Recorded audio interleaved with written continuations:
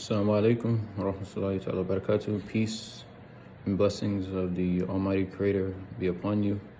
We ask that the Almighty Creator continue to give us life so long as we're able to do good and to repel evil. And we ask that the Almighty Creator does not return us to Him until we're able to fulfill that mission that He has given us. I felt it necessary to record a video because there is a lot that could go into the response. I saw that someone had posted on my story that the Ummah, or the community, the society, has failed. And I wanted to address that head on because I think that that is something that could be a mindset that permeates, and it could spoil things, just like mold on food could show up on one piece today, but then you see it on all the pieces of food if you leave it connected to the rest tomorrow. So in order to avoid that harm, I felt it necessary to make a video. So I'm going to explain as best I can from what I understand and from what I've been able to gather, who we are, what we're about as a people, as humanity, right? And why we were created in the first place. So first and foremost, I do want to say that this video is my thoughts. Anything that I say that is wrong, I ask that the Almighty Creator pardon me, because I'm just trying to do good and my intention is sincere. And the Almighty Creator knows my intention. Because the Almighty Creator is the all-knowing, the all-wise, the best of judges, the best of those who listen and the best of those who see. And so I ask that the Almighty Creator pardon me for anything that I say or do that is not in accordance or in harmony with the Almighty Creator's will. I also ask that you forgive me if I say anything that is offensive, or I do anything that you disagree with that brings you harm or hardship, because it's not my intent. Again, I just want to make sure I bring clarity, because to say that the humanity, the society has failed is a major accusation, and it's something that we should really understand the depth of. And so I want to make sure that I bring that to light. So first and foremost, again, I want to say to those who are watching, I appreciate you taking the time out of the allotted time that the Almighty has given you to watch this video. I'll keep it pretty brief. My goal is less than 5 minutes. I'm already about 2 minutes in, so I'll get started.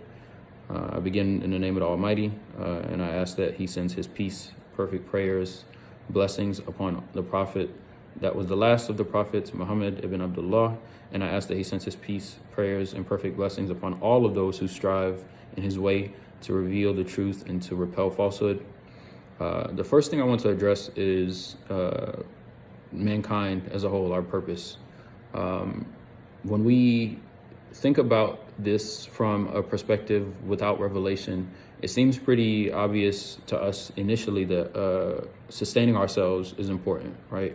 Making sure that we're alive, making sure that we're healthy. We have systems. If we were to wake up in the forest, fully adult, fully formed, we would start to look around, we would start to observe the things around us, and we would try to make sense of what we're in. It might feel like it's real, it might not, but that's neither here nor there. We are where we are, experiencing what we're experiencing. So to argue whether or not this is a simulation, this is real life, this or that, again, without revelation, without scripture, to argue this is kind of useless, because once the hunger kicks in, once the cold kicks in, once the need to urinate, to defecate, to do any of those things that your body naturally pushes you to do, kicks in, those primal instincts will be the things that drive our next decisions and our next action. So first and foremost, we're here to maintain the health of each other. So anything that threatens that, we're the health of ourselves and then the health of each other. So anything that threatens that, immediately we know is pushing us off of course. So we completely condemn the taking of life. We completely condemn anything that threatens our life or the lives of others, because we know that maintaining ourselves first and foremost is something that the Creator has permitted us to do and given us signals to know when to do and how to do. We also recognize the second thing that we would observe is that there are things around us that aid us in this process, right? And so there are fruit on trees, there's water, there is all these different things that we can use to aid us in covering ourselves from the heat, from the cold, so on and so forth. So the Creator intended for us to be able to be successful in these things. And so we know that our Creator did not create us to fail, because our Creator gave us all the resources we needed, including the bodies, the digits, everything we needed to be able to accomplish this goal was given to us. And so task is preserve your life. Now, who is this Creator? We recognize the Creator as the one who gave us all these things, and the one who prepared all of these things, and the one who continues to maintain all of these things, irrespective of whether we're conscious of it or not, right? I don't think when I breathe, I don't think when my heart beats, I don't have to remember to, do any of this stuff to maintain the sun, to maintain the moon, to keep the cycles going in time so that we can use that as a consistent measure of how much time has passed, so on and so forth. I don't have to do any of that, right? It's already done for me. So I know that the Creator is the one who does all of those things that I am mindless about, or that I'm not thinking of when I'm trying to figure out how to maintain my life and preserve myself and my health and keep myself going. Now, some may ask, why would you want to keep yourself going? This is an experience, right? If you were to go to a place for the first time, you would much rather have the time to be able to understand where you are, to experience it, to connect to it, to make sense of it. And that requires time, right? And so the better I take care of myself, the more time, as far as I can control, I give myself to do that, right? So I don't want to limit my time. So I'm against anyone who shortens their time for whatever reason. I'm against anyone who shortens their time in that position, because I know that I've been given an opportunity for an experience, and so I'm going to appreciate the experience by living it out to the fullest, right? So no ending that time early. Now, whenever the Creator has decided that my time is done and I return, that's another thing that we can call a maxim of life, or a permanence, or a constant of life. The fact that this time comes to an end, right? We can't really control it. We can if we take it upon ourselves to end our experience or the experience of others, but we really cannot say with 100% confidence that if I perform action X, then the outcome will be action Y, i.e. end of experience. Sometimes people attempt to kill themselves, they attempt to harm others, and in turn, that's not what happens, right? There's a different outcome. So we cannot say 100% that our actions correlate to an outcome. So we also recognize that the outcome ultimately is decided by the one who created this simulation or this experience that we have. And again, I'll do my best to talk about these things without the scripture, because I think it's important to communicate to as much of the created beings, humanity, any created beings as possible in a language that's clear. And I speak English, and so for those who benefit from English, I hope that this is beneficial. The next thing that I want to talk about after who is the Creator is why there's one Creator. We recognize that there is consistency in the way that the sun rises and sets and the moon repeats, and then the sun comes back and the moon repeats. We recognize there's consistency in the patterns of the leaves and how they transport water. I also recognize that the same way that they have veins, when I look at my hand, I can see lines, and those are similar to the veins, right? I look at my hands on the back, I can see that the blood or whatever liquid is flowing through me. I can see that it has some channels that it's flowing through. That's very similar to the creation around. And so I think that we probably have a similar designer, right, is my first thought. Again, with no knowledge of scripture or revelation, I think that we probably have a similar designer. I feel the sun on my skin and I see my sin start to change shade, but it doesn't necessarily harm me. It just lets me know that I've been in the sun for a while. And if I stay too long, it starts to harm me and let me know that this is the amount of time maximum that I should be exposed to these things, right? And so as I go through the experiences, I find commonalities, I find consistencies, and these consistencies lead me to believe that there is something behind all of this, right? This is a very intelligent, very powerful being, because when I attempt to recreate these things, I don't even know where to begin, right? And it would take me a long time to figure that out, but I know that my time here is limited, because I've seen things at this point. As I, again, have woken up in this place, I'm watching, maybe I see something die, or I see something become rotten, or I see something fall, and so I recognize that different things are going through their cycle. They're very small, and then they grow and they become bigger and stronger, and they have the most value, and then they go back to being small, and then they disappear, right? Just as the sun, moon does this cycle, so does everything else, right? And so if I'm permitted the time to be able to observe and reflect on these things, I see the consistency in this cycle. And so I recognize that there is some mechanism that's keeping that in place. That mechanism, again, is who we refer to as the Creator, or the one who keeps these things in place. The second thing I want to call out is that if there ever is a duality, or if there ever is multiple, usually those multiples all devolve at some point in their life cycle back to one, right? Let's think about our bodies. As we grow, we become stronger, we consume more, we become more able. But as we reduce, eventually we go back to bones, and then from bones we unfold and we go back to this dust or whatever happens to us, right? But then we devolve back to the earth, right? So everything will go back into the earth, right? I see the fruits do it, I see the trees do it, I see everything do it, right? And so I recognize that everything is going back to the earth, right? Why do I say back to? Because when I woke up, that's where I was, right, on the earth. So everything goes back to the earth. So this is another principle. Everything devolves in its final state to oneness. If there are two parties and they disagree about something, oftentimes there's a conflict. After that conflict, one party wins out over the other, or there are two different systems that are created, right? I'm observing one system, right? I don't see any split in the sky. I don't see any fractures in the way that things are in terms of their design. And so I recognize that this is probably the work of one, because if there's two, there's going to be some type of disagreement, conflict. And so I accept that there is one who is behind all of this. What that one looks like, what that one is, how that one operates, these are things that are beyond my comprehension or ability to comprehend. And so I don't get lost in those details. I just think about what I can see, again, without the scripture. And so we ask again, what is the purpose of us being here? It's very evident to me that the purpose of us being here, again, first and foremost, is to preserve our lives. But what does that mean? How do we do that? Everything that we see, everything that's in our environment has a nature, meaning a combination of processes, cycles, inputs, outputs that result in certain behaviors or certain observable realities, right? And so for me, everything has its process. I too also have a process, right? But I don't necessarily know the process. And so the best way for me to understand this process is by observing those who've gone through this process before me and learning from them. Right. And what I realized very quickly is that without others to help me in achieving goals, I cannot achieve these goals. Right. And so harmony with those around me, synergy with those around me is very important. Right. But also synergy with everything else around me, because I depend on those systems that the Almighty Creator made to be able to sustain myself. Right. If the trees do not bear fruit, then I do not eat. Right. If the water is not purified, and I cannot drink it, and I will die. Right. If I drink it and it's not purified. So I know that I have to maintain the health of those things around me as well as myself. Right. And from a scriptural perspective, from an Islamic perspective, we call this worship. Right. When we take actions that produce harmony with everything that is around us, in accordance with everything that is around us, and ultimately in alignment with what the Creator has intended when they created us in a system that requires the input and output in order to survive for whatever duration of time we've been given. So my purpose is harmony. Right. Harmony. If we ever are at odds, then the purpose of going through conflict is to reestablish harmony, right? If there is a virus in my body, I see that my body reacts in ways that are not necessarily comfortable to me, but it's for a period of time so that it can remove whatever that virus is that is causing disharmony, so that I can return back to that harmonious state. So harmony is my purpose, and what we would call that from a religious or scriptural perspective is worship, right?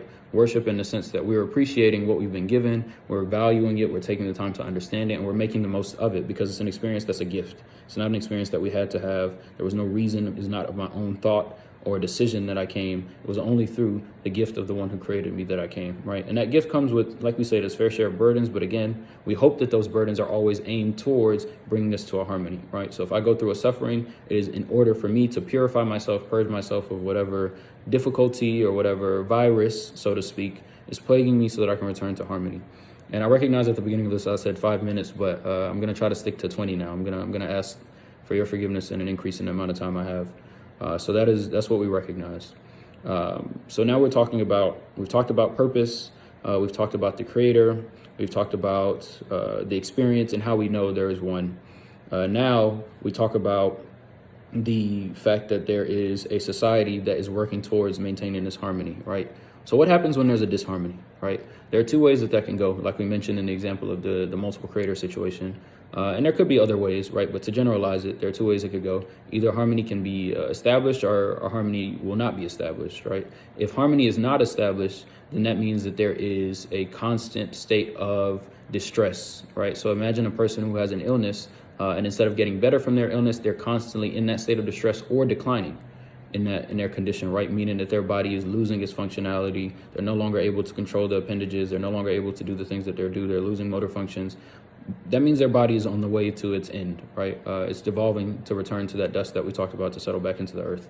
And so an overabundance of disharmony leads to the devolved state of anything, right? And we know that our goal, again, we established at the beginning, is to maintain life, because the Almighty has given us everything we need to do that. Almighty, because they are more mighty than anything or anyone that we can perceive, right? And so the Almighty being that everything has that consistency, everything has that constancy, and so we recognize it back to one. And so if we continue in a state of disharmony, we know that where we're headed is to the end of all things and the de-evolution of all things, or the devolved state of all things to one.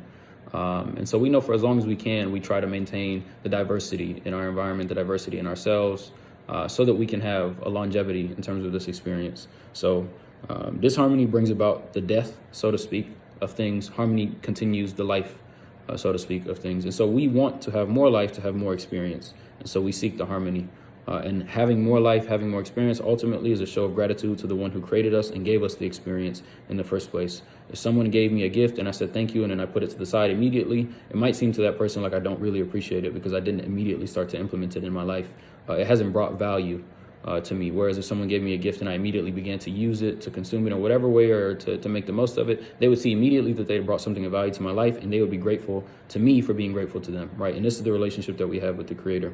And so that is simply put, disharmony leads to the death of things, harmony leads to the life of things. And sometimes death is necessary in the process of harmony to purge the old, to make room for the new. And so I understand that, but we also have to recognize that nature takes its course.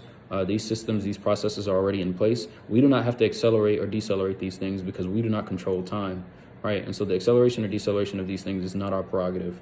We didn't determine how much time we had. We didn't determine the scales of time. We only are subservient to them, or we are in accordance or alignment with them, right? We align ourselves with them because they are what we call natural laws, things that were established by the Creator that we didn't necessarily have a decision in. And so we just align ourselves with them to maintain that harmony. So when we talk about the state of the society, coming to the question or the point that was made, the Ummah or the community, the society failing, what we're really saying is the people have failed in their ability to maintain that harmony, and so it has led to a massive loss of life, right? That is true in one regard, but in the other regard, you can also see that there are members of the community who still push for the maintenance of that harmony, who work to do good, who work to support each other in maintaining that balance and harmony in society. And above all, they work to maintain justice in society, right? And justice is the rectification. It's what our body does when there's a virus and it fights it, and we're uncomfortable for a bit, but after that period of discomfort, we realize that it was for our benefit, not necessarily for our harm, right? And so those periods of discomfort we have to recognize are recalibration moments in our lives. When we go through hardship, it's recalibration. So there are those who work in the space of recalibrating all the time. So long as there are those systems, those white blood cells, those T cells that are working to recalibrate the system is still doing what it's supposed to do, right? It might be overwhelmed, right? And that could cause it to shut down. But as long as those cells are still active, the system is doing what it's supposed to do.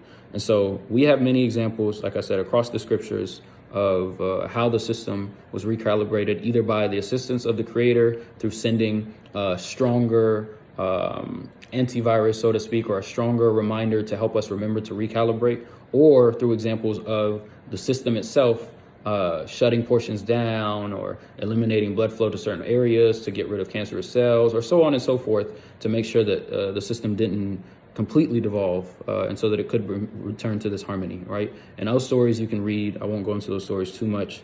But again, our purpose is harmony, and that harmony is called alignment, and that alignment is worship and submission to the will or the creation of the Almighty in terms of being in harmony. So again, this is our goal. So when someone says that the society has failed, what I say to that person is, yes, a portion of the society may be failing, just as portions of your body can be ill, portions of a system can be sick.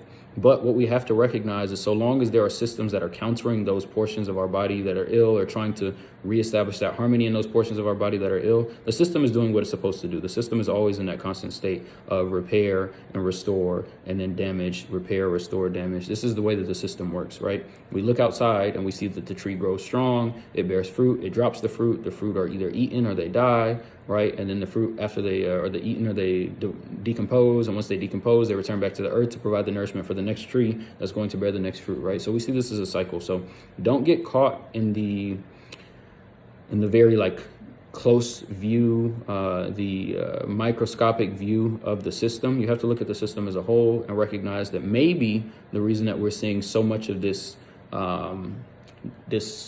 disharmony or this struggle is because there is a need for a purge, or there is a need for removal of some cancerous cells, some virulent cells, something in our system that is causing harm. There's a need for its removal, and that removal is only going to come by that thing going through the cycle, right? So it might be at the point of the cycle where it's not harmonious, but again, there are those who work for harmony, and so long as they exist, the Almighty will continue to support and protect and preserve us, because there are those who appreciate the experience, right, as opposed to those who don't.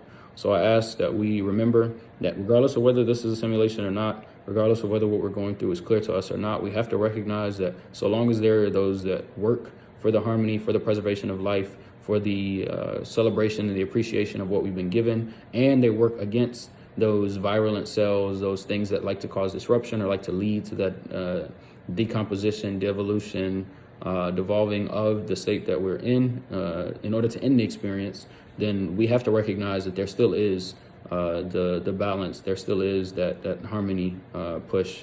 And so we have to appreciate the experience that the Almighty has given us. Now, if we find ourselves in a situation where no one is pushing for this harmony, no one is pushing for the protection and preservation of life, then by all means, the system is going to devolve, and that's what systems do. But that's also the promise of the one who created us to us. We'll continue on this battle for maintaining the harmony versus disunity and disharmony until finally, the darkness wins over. And then after the darkness is completely won over, then the light will turn again, right, for us to be able to appreciate it much more because we've experienced the darkness and the full extent of that darkness. So remember that we came from a darkness in our evolution. We grew up in ignorance. We didn't know anything. We had family around us to show us the way. And then as we grew in knowledge, i.e. as we gained more light, exposure to the outside, we were able to observe for ourselves. And we started to make our decisions, and we've chosen our way.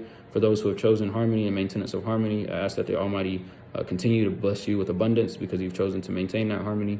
And for those who haven't chosen that, I ask that the Almighty clarify for you your vision, your understanding of the situation we're in, because truly we do depend on those people who push for this harmony and who push against this virus to keep this body, this society healthy. So I ask that we continue to do that. And I ask that we never lose hope because ultimately, like I said, even if there is one person on the face of this earth who is pushing for this harmony, pushing for life, that means that there is still one who appreciates the creation. And so the creation will continue.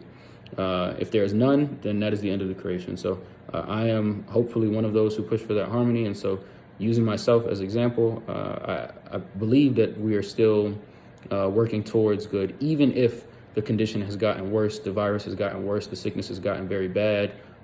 It's still, we have to recognize that those cells that are working to maintain the health and harmony, and those cells are a sign of the mercy of the Creator, because the Creator keeps the creation going for the mercy and for the benefit of those cells that seek to maintain a healthy body, i.e. a healthy society, or whatever level you'd like to look at the system at. So again, I asked for 20 minutes, I took 22.